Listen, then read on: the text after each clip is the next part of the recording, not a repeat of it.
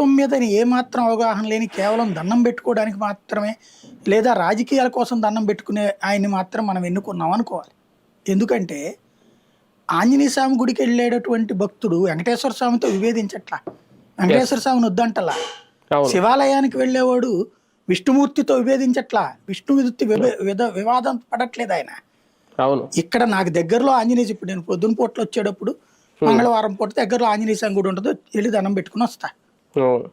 ఇక కార్తీక మాసం వచ్చేటప్పుడు శివాలయం దగ్గరికి వెళ్తా, లేదు ఇంకో రోజు ఓపుకున్నప్పుడు శివాలయం దగ్గరలో ఉన్నప్పుడు వెళ్తా, లేదా విష్ణువాలయం దగ్గరికి రాముడి గుడి ఉంటే రాముడి దగ్గరికి వెళ్తా.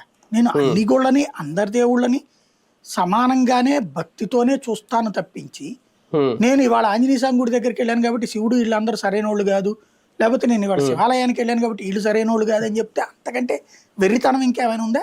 ఇక్కడ ఇంకో పాయింట్ కూడా చెప్తాను సార్. రేవంత్ రెడ్డి గారు తెలియదేమో, కొన్ని గుళ్ళల్లో వెళ్ళగానే హనుమంతుడి ఆలయం ఉంటది, అదే గుడిలో వినాయకుడి విగ్రహంతో కూడిన చిన్న ఆలయం ఉంటది, శివాలయం ఉంటది, అన్ని దేవుళ్ళు కలిపి ఉన్న గుళ్ళు కూడా ఉంటాయి. అలాగని చెప్పి ఒకళ్ళనొకళ్ళు విభేదించేలా ఉంటే వీళ్ళందరినీ ఒకే గుడిలో పెట్టరు కదా. అదే ఆయన అవగాహన లేమి. ఇంకోటి, అయ్యప్ప అంటే ఎవరు?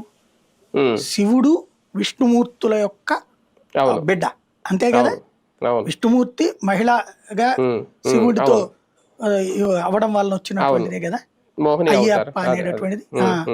మరి అక్కడ వాళ్ళిద్దరు అయ్యప్ప దగ్గరికి వెళ్తే వీళ్ళిద్దరిని విభేదించడం నాకు అర్థం కాలేదు. ఇప్పుడు నీ పార్టీ గురించి నువ్వు మాట్లాడు.